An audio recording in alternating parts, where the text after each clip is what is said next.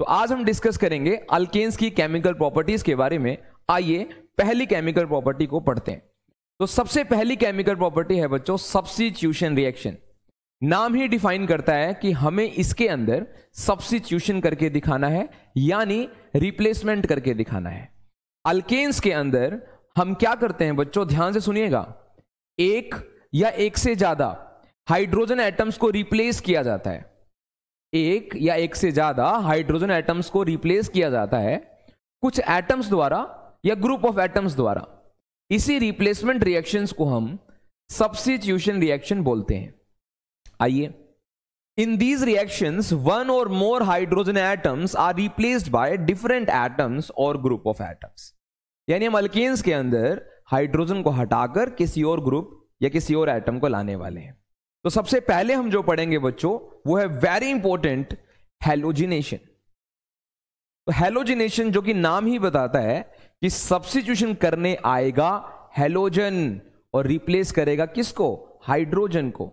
Halogen आएगा, hydrogen जाएगा, ये होती है हैलोजिनेशन। आइए, तो हैलोजन्स हमारे पास बच्चों फ्लोरीन है, क्लोरीन है, ब्रोमीन है, आयोडीन है। तो आपको ध्यान ये रखना है कि इन चारों हैलोजन्स की रिएक्टिविटी अलग अलग है। फ्लोरीन की रिएक्टिविटी सबसे ज्यादा, फिर क्लोरीन की रिएक्टिविटी, फिर ब्रोमीन की रिएक्टिविटी, और सबसे कम रिएक्टिविटी हैलोजन्स में आयोडीन की है। जो आप रिएक्शन पढ़ने वाले हो मैं उसकी बात कर रहा हूं। यानी कभी हैलोजन सब्स्टिट्यूट करने आएगा तो फ्लोरीन सबसे बेहतर है, आयोडीन सबसे बदतर है। इस चीज का आपको ध्यान रखना है, राइट। चलिए तो डिस्कस करते हैं बच्चों, आ जाओ। तो ध्यान ये रखना है कि आप जब भी हैलोजन डालेंगे वो हैलोजन जो है एक पर्टिकुलर कंडीशन में डाला जाता है। वो कंडीशन क्या है कि जब भी आप अल्केन्स में हैलोजन द्वारा सब्स्टिट्यूशन करने आएंगे तब आप सनलाइट की प्रेजेंस रखेंगे, स्पेसिफिकली यूवी लाइट। अगर यूवी लाइट नहीं भी है तो एलिवेटेड टेम्परेचर होना चाहिए, मतलब हाई टेम्परेचर होना चाहिए। In short, alkanes react with halogens in the presence of UV light or at high temperature which is close to 600 to 700 Kelvin। 573 से लेकर 773 केल्विन तक की रेंज अगर होगी तब भी हैलोजन अल्केन के साथ रिएक्शन कर लेगा। उस रिएक्शन में क्या होगा, हैलोजन आएगा और हाइड्रोजन को भगा देगा। हाइड्रोजन को रिप्लेस करने हैलोजन आएगा। ये सिंपल सी बात है, कंडीशन दिमाग में बिठा लेना। यूवी लाइट, सनलाइट, धूप, क्लियर है ना। तो वो धूप अगर मिलेगी तो अल्केन रिएक्शन जरूर करेगा। आओ देखो, सबसे पहले मैं आपको CH4 से करवाता हूं। सबसे छोटा अल्केन यही है जिसका नाम है मीथेन। ध्यान से सुनिएगा बच्चों। तो CH4 जो कि मीथेन है, अगर आप इसमें Cl2 डालने जाएंगे तो इसमें से एक Cl H को रिप्लेस करने में कामयाब होगा और क्या बनाएगा, CH3Cl। क्या बनाएगा बच्चों, CH3Cl। और जो H निकल कर आएगा, जिसको Cl ने रिप्लेस किया है, वो H आएगा और दूसरे वाले Cl से जुड़ जाएगा प्लस HCl। ये काम आप तब तक करवा सकते हो जब तक हाइड्रोजन है, right. You can also make CH2Cl2। Cl2 और डाल दोगे तो और Cl आ सकते हैं, मैं आपको यह बता रहा हूं। उम्मीद करते हैं रिएक्शन आसान थी, आपको समझ में आ गया होगा। चलो अगले एग्जांपल को देखते हैं, जिसमें 2 कार्बन है। अगर इसमें आप हैलोजन डालने जाएंगे तो सिंपल है, यह भी हाइड्रोजन हटाकर एंटर कर जाएगा। क्या होगा देखिए, CH3 CH2 Cl, एक Cl एंटर कर गया और जो H निकला वो दूसरे Cl से जुड़ा बच्चों और बना HCl। क्लियर है, क्लियर है मेरी बात, गुड। ध्यान दो, ध्यान दो, आगे आओ। अब अगर आपके पास 3 कार्बन है और उसमें Cl2 को एंट्री करवानी हो तो Cl देखिए कैसे रिप्लेसमेंट करता है। सीधी सी बात है, इसमें से भी हाइड्रोजन ही जाएगा, लेकिन ध्यान दीजिए कैसे। CH3 CH2, इसका एक H हटा देंगे, CH2, और वहां पर आ जाएगा Cl, राइट। प्लस में एक प्रोडक्ट और बनेगा बच्चों, ध्यान से देखना, ये क्लोरीन जो सेकंड कार्बन है ना उसका हाइड्रोजन भी सब्स्टिट्यूट कर देगा। क्या बनेगा? CH3 CH Cl CH3। फिर बच्चा बोलेगा ठीक है सर, अगर ये फर्स्ट कार्बन पर रिप्लेसमेंट करने चला गया, सेकंड पर रिप्लेसमेंट करने चला गया, फिर तो थर्ड पे भी चला जाएगा। बच्चों थर्ड पर जाएगा तो फर्स्ट ही तो हुआ, नहीं आया समझ में? फर्स्ट पे डाल दिया, सेकंड पे डाल दिया, थर्ड पे डालने जाओगे वो तो फर्स्ट ही हुआ ना बच्चों उस साइड से, है ना। इतना नॉमेनक्लेचर तो यार तुम्हें आइडिया होगा ही। तो ये दो प्रोडक्ट बने प्लस में HCl, राइट। नीचे आ जाओ, अगला एग्जांपल देखो। अगर आपके पास 4 कार्बन हो तो फर्स्ट पर सब्स्टिट्यूशन कर सकते हो, फर्स्ट कार्बन पर, सेकंड पे कर सकते हो, थर्ड पर करोगे तो सेकंड वाला ही बन जाएगा, क्योंकि 4 कार्बन में थर्ड का मतलब है उस साइड से सेकंड, राइट। इधर आओ, अगर आपके पास 5 कार्बन हो तो कैसे करोगे? पहले फर्स्ट कार्बन पर सब्स्टिट्यूशन कर दो, CH3 CH2 CH2 CH2 CH2 Cl। तो 5 कार्बन है, हमने 5वें कार्बन पर सब्स्टिट्यूशन कर दिया, प्लस फोर्थ वाले पे कर सकते हो, सॉरी सेकंड वाले पे कर सकते हो, राइट। सेकंड वाले पे क्या होगा? CH3 CH2 CH2 CH Cl CH3। Third वाले पे कर सकते हो, क्या बनेगा बच्चों? Plus CH3 CH2 CH Cl CH2 CH3। देखो आया समझ में? 3 प्रोडक्ट बनेंगे बच्चों, 3 प्रोडक्ट। चौथा बनाने जाओगे ना तो रिपीट हो जाएगा। अगर आप फोर्थ कार्बन पर चले जाओगे तो सेकंड कार्बन ही तो है बच्चों इस साइड से। आया? आ गया होगा समझ में? यानी यहां से आप ये समझे कि हैलोजन जब ऐड करने आएगा, यानी सब्स्टिट्यूशन करने आएगा अल्केन्स में, हाइड्रोजन हटाने आएगा, खुद को ऐड करने आएगा, तो उस केस में क्या होगा? वो हर पॉसिबल हाइड्रोजन हटाने की कोशिश करेगा और इसका पता लगेगा कार्बन की पोजीशन से। जैसे पहले वाला जो एग्जांपल था, इसमें तो एक ही प्रोडक्ट बनता, जिसमें 2 कार्बन थे, आप यहां से हटा लो चाहे यहां से हटा लो, बात तो एक ही, यही बनना था। 3 कार्बन में 2 प्रोडक्ट बनेंगे, एक यहां से हटा सकते हो, सेकंड से हटा सकते हो, इस वाले से आपका फर्स्ट से हटा सकते हो, सेकंड से हटा सकते हो, थर्ड से हटा सकते हो, फोर्थ से हटाओगे तो प्रोडक्ट रिपीट हो जाएगा। तो इसका आप स्क्रीनशॉट ले सकते हैं। आइए आपको एक चीज और समझाते हैं कि 4 हैलोजन हमें बात करनी है, फ्लोरीन, क्लोरीन, ब्रोमीन, आयोडीन। मैंने क्लोरीन करके दिखा दिया क्योंकि बच्चों डायरेक्ट फ्लोरीनेशन नहीं किया जाता, फ्लोरीन बहुत ज्यादा रिएक्टिव होता है, आपको मैंने पीछे बताया है, ध्यान दो। ये देखो फ्लोरीन इतना ज्यादा रिएक्टिव होता है कि जब आप उसको अल्केन में डायरेक्ट डाल देते हो तो बहुत वायलेंट रिएक्शन होती है, एक्सप्लोसिव रिएक्शन होती है। तो ध्यान ये रखने वाली बात है कि चारों हैलोजन में जब आप फ्लोरीन की रिएक्शन करवाओगे अल्केन से तो वायलेंट रिएक्शन होती है, एक्सप्लोजन के साथ होती है, तो हम अवॉइड करते हैं डायरेक्ट फ्लोरीनेशन। इसलिए मैंने आपको क्लोरीनेशन पढ़ाया है। तो डायरेक्ट फ्लोरीनेशन कभी भी अटेम्प्ट नहीं किया जाता, बिकॉज फ्लोरीन की जो रिएक्शन है एल्केन के साथ वो वायलेंट होती है, एक्सप्लोसिव होती है। उम्मीद करते हैं आपको ये समझ में आ गया। ये बॉक्स में यही लिखा हुआ है जो मैं बात कर रहा हूं। इतना ज्यादा फ्लोरीन रिएक्टिव है कि वो डार्क में भी रिएक्शन कर लेगा, उसको यूवी लाइट नहीं चाहिए, सनलाइट नहीं चाहिए, वो डार्क में भी रिएक्शन कर लेगा। इतना ज्यादा रिएक्टिव है, इतना ज्यादा वायलेंट रिएक्शन करता है, आतंकवादी है। आइए आगे बात करते हैं। अब जैसे आपने भी पढ़ा तो यहां से एक प्रैक्टिस हो जाएगी। एक क्वेश्चन मैंने आपको दिया है जिसमें आपको दिया गया है 2,4,4 ट्राई मिथाइल हेक्सेन नाम का एक अल्केन, और आपको उसके अंदर हेलोजिनेशन करना है। कितने मोनो हेलोजिनेटेड प्रोडक्ट्स बनेंगे, मतलब कितने प्रोडक्ट्स पॉसिबल हैं, राइट। उसके लिए हमें उसका स्ट्रक्चर बनाना होगा। 2,4,4 ट्राई मिथाइल हेक्सेन। यस बच्चों, can you draw that alkane? Video को पॉज करो और इस अल्केन को ड्रॉ करने की कोशिश करिए। इसमें वर्ड रूट देखिए कौन है, हेक्स। तो 6 कार्बन आप सीधे सीधे बना दीजिए बच्चों, 6 कार्बन बना दीजिए। 1 2 3 4 5 6। 2,4,4 ट्राई मिथाइल, सेकंड पे मिथाइल है, फोर्थ पे मिथाइल है, सेकंड पे मिथाइल है, फोर्थ पे मिथाइल है, या यहां से आप ले लो, सेकंड पे मिथाइल होगा, फोर्थ पे मिथाइल होगा, 4 पे 2 हैं, ओके, तो सेकंड पे एक मिथाइल है, फोर्थ पे 2 मिथाइल है, हाइड्रोजन से पूरे कर देते हैं, राइट। ये तो आप सबको पता ही होगा कि कहां पर कितने हाइड्रोजन लगाने हैं।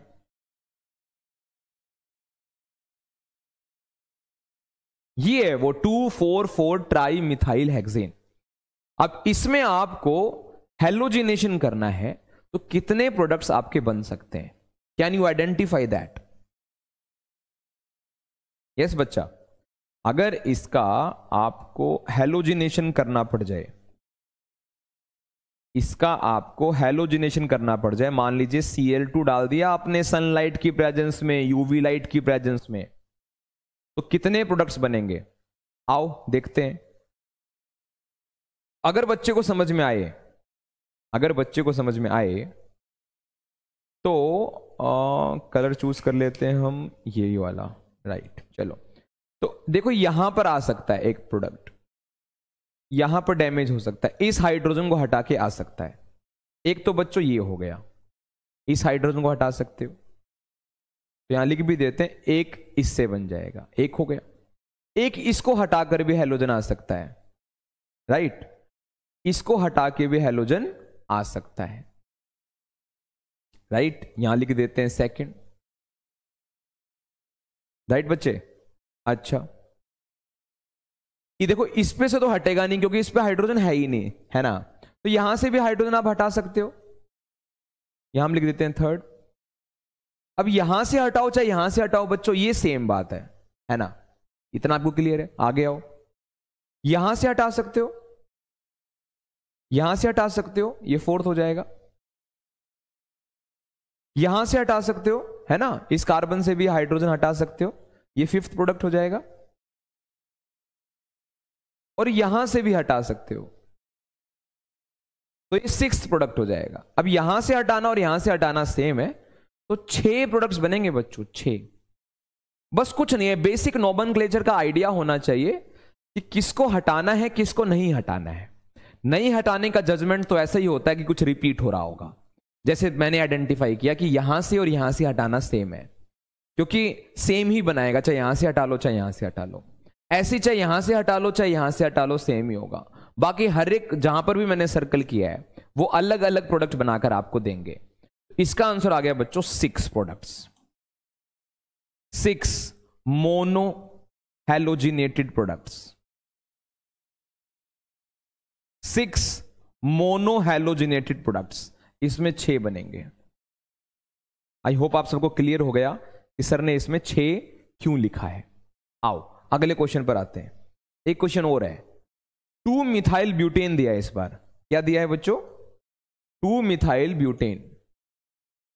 अब इसमें कितने मोनोक्लोरिनेटेड या मोनोहेलोजिनेटेड प्रोडक्ट्स बनेंगे, ये आपको चेक करने वाली बात है इसमें भी। तो can you draw 2 methyl butane? Yes. Word root क्या है बच्चों इसमें? वर्ड रूट है इसमें ब्यूट, यानी 4 कार्बन, 1 2 3 4, 2 पे मिथाइल है, ओके, 2 पे मिथाइल है, हाइड्रोजन से पूरा कर देते हैं बच्चों। ये देखो इसमें कितने प्रोडक्ट्स बनेंगे, वही सवाल फिर पूछा है। वही अगर इसमें Cl2 डाला जाए सनलाइट के साथ यानी यूवी लाइट के साथ, तो कितने प्रोडक्ट्स बनेंगे, ये जानने वाली बात है। वीडियो को पॉज करें और मुझे बताएं कितने बनेंगे। इट्स 3 2 1 4 5, कितने बनेंगे? ओके, तो वीडियो पॉज कर चुके होंगे, आपने ट्राई कर लिया होगा। आइए मैं आपको बताता हूं कितने बनेंगे। देखो बच्चों, यहां से हटाकर बना सकते हो, यहां से हटा के बना सकते हो, हम लिख देते हैं 1, 1 हो गया। यहां से हटा सकते हो, यहां से हटा सकते हो, 2 हो गया। क्लियर है बच्चों?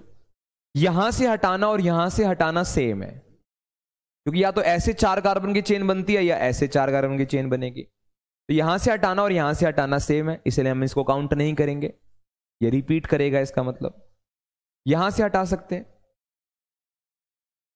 ये थर्ड हो जाएगा, और यहां से हटा सकते हैं, ये 4 हो जाएगा। यानी कितने प्रोडक्ट्स बने बच्चों, कितने प्रोडक्ट्स बने, 4 मोनोक्लोरीनेटेड प्रोडक्ट्स।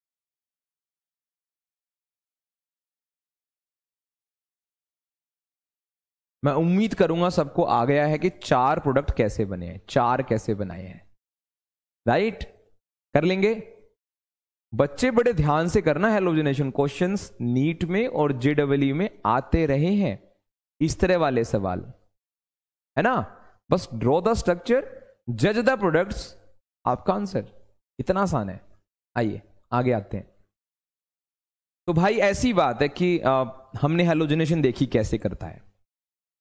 तो जब हैलोजन एंटर करता है तो एक्चुअली वो रिएक्शन होती कैसे, शॉर्ट में तो हमने समझा है कि एक हैलोजन हाइड्रोजन को रिप्लेस करता है, उसकी जगह पे आता है, और दूसरा जो हैलोजन होता है वो हाइड्रोजन जो रिप्लेस होके आ रहा है उसके साथ जुड़ता है। ये हमने पढ़ा है। लेकिन मैकेनिज्म अब हम इसका पढ़ेंगे। मैकेनिज्म का मतलब होता है कि ये जो रिएक्शन है ये प्रोसेस आउट कैसे हुई है, प्रोसीड कैसे हुई है। आपको स्टेप वाइज चीजें बतानी है। आपको जान के शॉकिंग हुआ कुछ बच्चों के लिए, शायद कुछ को पता भी होगा कि जो C+O2 CO2 इतनी सिंपल रिएक्शन दिखती है या लगती है, वो भी एक्चुअली 2 स्टेप्स में हुई है बच्चों। कितने स्टेप्स में, 2 स्टेप्स में।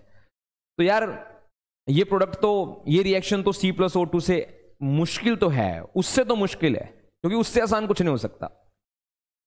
तो ये जो रिएक्शन है ये 3 स्टेप्स में होती है। कितने स्टेप्स में, 3 स्टेप्स में।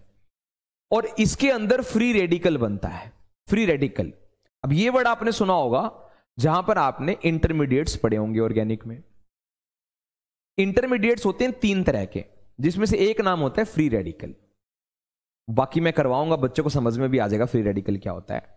जिनको नहीं पता है उनको अभी के लिए ये मेमोराइज करना होगा कि ये जो रिएक्शन होगी, ये जो मैकेनिज्म होगी, ये फ्री रेडिकल मैकेनिज्म है, राइट। देखो इसमें 3 स्टेप्स हैं, लिखा भी है मैंने 3 स्टेप्स। आइए डिस्कस करते हैं स्टेप 1।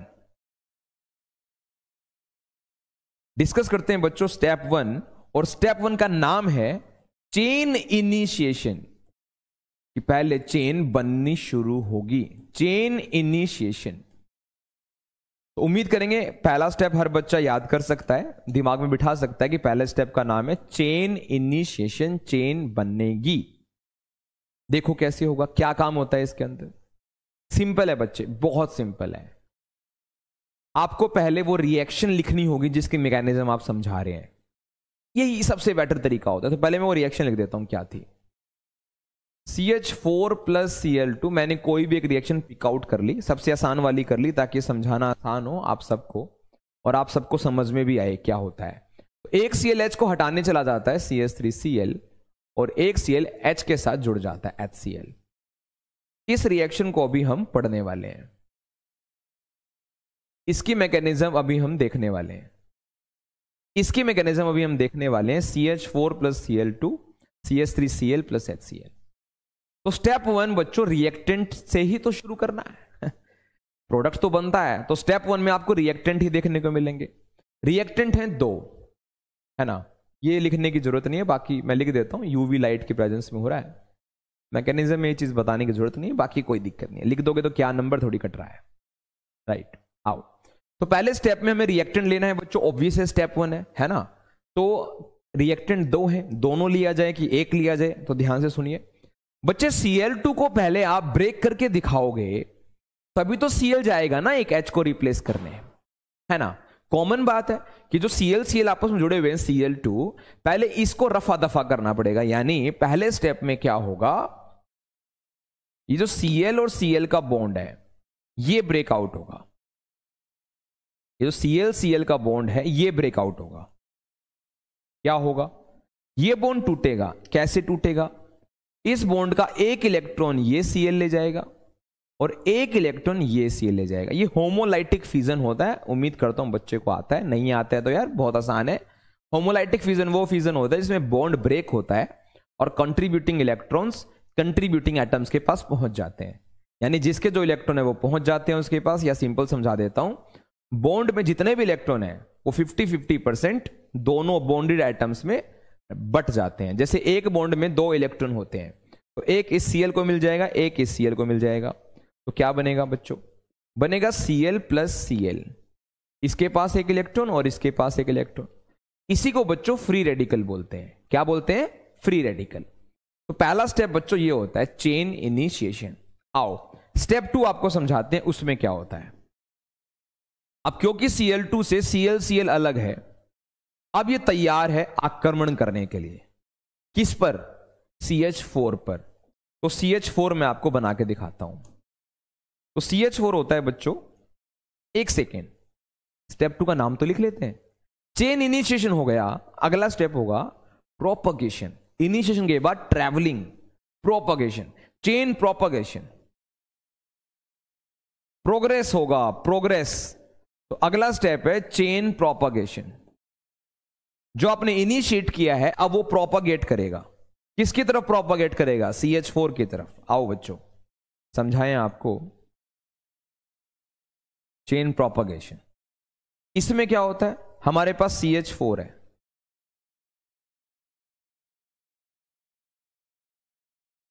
उस पर आक्रमण करने चला जाता है Cl। दोनों में से एक Cl आक्रमण करने चला जाता है। कैसे आक्रमण करता है? ये जो बॉन्ड है इसके एक इलेक्ट्रॉन C रख लेता है और एक इलेक्ट्रॉन H रख लेता है। Cl की प्रेजेंस में काम होता है। मैं एक बार इसको हटा भी देता हूं, ठीक है ना। ये बॉन्ड इसीलिए टूटा है क्योंकि Cl इनकी तरफ प्रोपगेट हुआ है। तो CH4 में से C और H के बीच का बॉन्ड टूटता है। अगेन होमोलाइटिक फिजन, क्योंकि C और H की इलेक्ट्रोनेगेटिविटी लगभग एक जैसी होती है, तो बॉन्डेड इलेक्ट्रॉन्स पर दोनों का समान अधिकार होता है। तो एक इलेक्ट्रॉन C के पास, एक इलेक्ट्रॉन H के पास। तो दूरदशा क्या होती है बच्चों? ध्यान से देखना। C H H H, एक इलेक्ट्रॉन इसके पास आ गया प्लस एक इलेक्ट्रॉन इसके पास आ गया। ये क्लियर है? अब ये भी तैयार है Cl को एक्सेप्ट करने के लिए और ये भी तैयार है। यहां पर वो Cl आएगा जिसने H को रिप्लेस करवाया है। ये जो बॉन्ड टूटा है वो इसी Cl की प्रेजेंस में टूटा है। जो 2 Cl बने हैं इनमें से एक Cl CH4 की तरफ गया, तो C और H ने आपस में बॉन्ड तोड़ लिया। पुराना बॉन्ड तोड़ेंगे तभी तो नया बनेगा।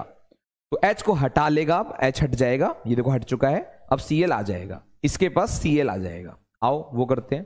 तो स्टेप 2 ही मैं कंटिन्यू कर रहा हूं अभी, यहां तक नोट कर लीजिए बच्चों, राइट। आओ, तो हमने क्या बना दिया है? हमने बना दिया है C H H H dot plus, इससे अब Cl रिएक्ट करने आ जाएगा। इसी तरीके से जो हमारा H बना है, जो हमारा H बना है उससे भी Cl रिएक्ट करने आ जाएगा, ठीक है ना।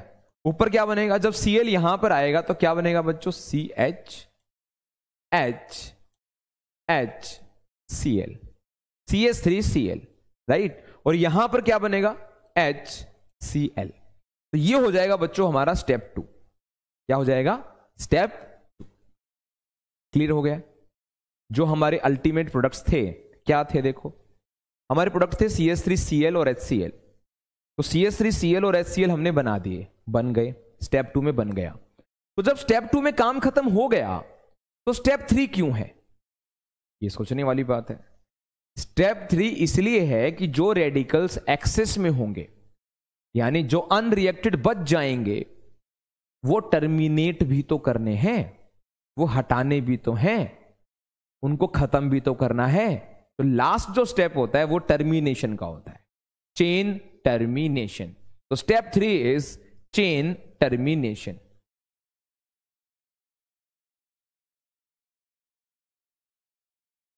तो स्टेप 3 इज बच्चों चेन टर्मिनेशन। इसमें टर्मिनेशन होगा, जो रेडिकल्स एक्सेस में बचेंगे, अनरिएक्टेड बचेंगे, उनका टर्मिनेशन करना है। क्या करना है? टर्मिनेशन। अपने को टर्मिनेटर बनना है, टर्मिनेटर, और इसको टर्मिनेट करना है। जो रेडिकल्स अनरिएक्टेड होंगे उनको टर्मिनेट करना है। जैसे मान लीजिए कि H रेडिकल बच जाए, आप पीछे देखिए स्टेप 1 स्टेप 2 में, तो आप देखेंगे कि स्टेप 2 में H रेडिकल बन रहा है। अगर वो बच जाए और Cl रेडिकल बच जाए तो ये आपस में रिएक्ट कर लेंगे, आपस में बच्चों रिएक्ट कर लेंगे, राइट। मान लो आपका CH3 रेडिकल बच जाए, देखो स्टेप 2 में CH3 रेडिकल भी बना है, देखो ये बना हुआ, तो वो दूसरे CH3 रेडिकल से रिएक्ट कर जाए। ऐसे ही अगर आपका CH3 रेडिकल बचा है तो Cl रेडिकल से भी रिएक्ट कर सकता है, and there are so many possibilities, तो एटलीस्ट आप ये कॉम्बिनेशन ध्यान रखेंगे, ये रेडिकल्स ऐसे कॉम्बाइन हो सकते हैं। अगर H और Cl आमने सामने आए तो HCl बन जाएगा, CH3 आमने सामने आए तो CH3 बन जाएगा। इथेन बोलते हैं बच्चों इसको, क्या बोलते हैं? इथेन। और CH3Cl आपस में जुड़ जाए तो CH3Cl बन जाएगा, क्लोरोमीथेन। क्या बोलेंगे इसको? क्लोरोमीथेन। बाकी आपको नॉमेनक्लेचर आता है, आपके लिए आसान बात है। तो बच्चों ये हो गया है हमारा मैकेनिज्म। तो मैकेनिज्म में 3 स्टेप्स होते हैं। पहला step chain initiation, second is chain propagation and third is chain termination.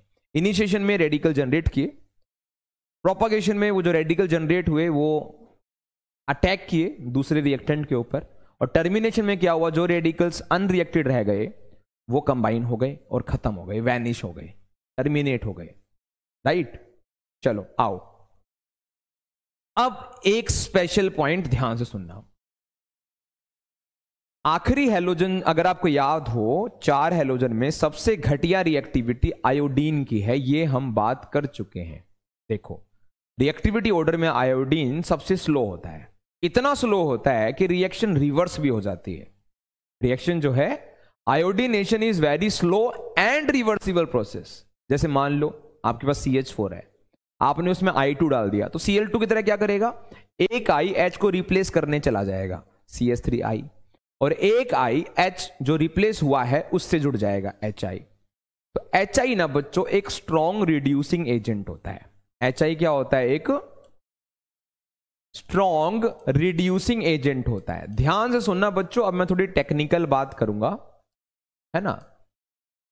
तो ये स्ट्रॉन्ग रिड्यूसिंग एजेंट होता है, तो क्या करता है, सुनो मेरी बात, जो HI बनता है ना वो अपने नेचर की वजह से, क्या नेचर है उसका? Reducing agent. रिड्यूसिंग एजेंट मतलब H देने वाला, सामने वाले को जो H दे रिड्यूस करने वाला, उसे रिड्यूसिंग एजेंट बोलते हैं। तो क्या होता है, HI ये CH3I को, यानी आयोडो मिथेन, आयोडो अल्केन, कुछ भी कह लो आप, उसको रिड्यूस कर देता है और वापिस अल्केन बना देता है, वापिस जो है वापिस अल्केन बना देता है ना। तो इसलिए मैंने डबल एरो दिखा दी यहां पे। ये रिएक्शन रिवर्सिबल है कि जैसे HI बनता है वो वापिस उसको अल्केन बना देता है, क्योंकि HI एक रिड्यूसिंग एजेंट है। तो अब क्या करें, इसका सॉल्यूशन क्या निकला? तो क्या करते हैं, HI रिड्यूसिंग एजेंट है ना, प्रोडक्ट को यानी आयोडो अल्केन को रिड्यूस कर देगा ना वापिस, तो हम ऑक्सीडाइजिंग एजेंट डाल देते हैं अलग से, वो HI के बिहेवियर को ही खत्म कर देगा। HI रिड्यूसिंग एजेंट है ना, हम ऑक्सीडाइजिंग एजेंट डाल के उसे काम तमाम कर देंगे। मतलब ये जो रिएक्शन है, मतलब आयोडीनेशन, अगर आप सिर्फ I2 डालोगे तो रिएक्शन स्लो भी है और रिवर्सिबल भी हो जाएगी, क्योंकि HI रिवर्स करवा देगा, जो प्रोडक्ट बनाया उसको रिड्यूस कर देगा। तो हम ऑक्सीडाइजिंग एजेंट की प्रेजेंस में ये रिएक्शन अगर करेंगे तो रिएक्शन रिवर्स नहीं होगी। पता है क्यों नहीं होगी? क्योंकि जो ऑक्सीडाइजिंग एजेंट्स हैं इसको नाइट्रिक एसिड बोलते हैं, आप ये डाल सकते हो, इसको नाइट्रिक एसिड बोलते हैं, या ये डाल सकते हो, इसको आयोडिक एसिड बोलते हैं। कौन सा एसिड बोलते हैं बच्चों? आयोडिक एसिड बोलते हैं। ये डाल लो चाहे ये डाल लो, ये ऑक्सीडाइजिंग एजेंट HI को खत्म करने का काम करते हैं। देखो मतलब जैसे आप ये रिएक्शन करवाओगे, ये रिएक्शन आप सादी मत करवाना, ऑक्सीडाइजिंग एजेंट की प्रेजेंस में करवाना, ताकि HI जैसे बने अपना इंपैक्ट ना छोड़ पाए। HI को ये खत्म कर देंगे। कैसे कर देंगे? देखो अगर आपने HNO3 डाला होगा इस रिएक्शन में, तो जैसे HI बनेगा HNO3 उससे रिएक्ट कर जाएगा और HI को I2 बना देगा। HI को क्या बना देगा बच्चों? I2। देखो है ना सिस्टम। तो HI को क्या बना देगा? I2, ऑक्सीडाइज कर देगा HI को। बाकी HNO3 खुद को क्या करता है तुम जानते हो? NO2। और H को बना देगा H2O, H को भी ऑक्सीडाइज कर देगा। तो देखो HI खत्म हो गया, HI जो बना था, अगर HNO3 तुमने डाला होगा तो HI के साथ वो रिएक्शन करके HI को खत्म कर देगा, रिएक्शन बैक नहीं जा पाएगी, राइट। अगर तुमने HiO3 डाला होगा तो ये क्या करेगा, HI को वही I2 बना देगा और H2O बन जाएगा। देखो कितना सिंपल है। HI बनने से रिएक्शन रिवर्स इसलिए हो रही थी ये, क्योंकि वो रिड्यूसिंग एजेंट होता है, बेहतर एक अच्छा रिड्यूसिंग एजेंट होता है। तो जो आयोडो अल्केन बना उसको रिड्यूस करके वापस अल्केन बना देता है, तो रिएक्शन रिवर्सिबल हो जाती है, हमारा मेहनत खराब हो जाता है। तो हम क्या करते हैं, HI को सबक सिखाने के लिए हम ऑक्सीडाइजिंग एजेंट डालते हैं। ऑक्सीडाइजिंग एजेंट क्या करता है, HI के एक्शन को खत्म कर देता है, क्योंकि HI को ही ऑक्सीडाइज कर देता है। ना रहा HI, ना हुआ रिवर्सिबल। तो HI को HNO3 ऐसे समाप्त कर देता है, HiO3 ऐसे समाप्त कर देता है। उम्मीद करते हैं आपको पहली केमिकल रिएक्शन जो कि थी सब्स्टिट्यूशन रिएक्शन बहुत बेहतर तरीके से आई होगी। आप इसको पढ़ते रहिए,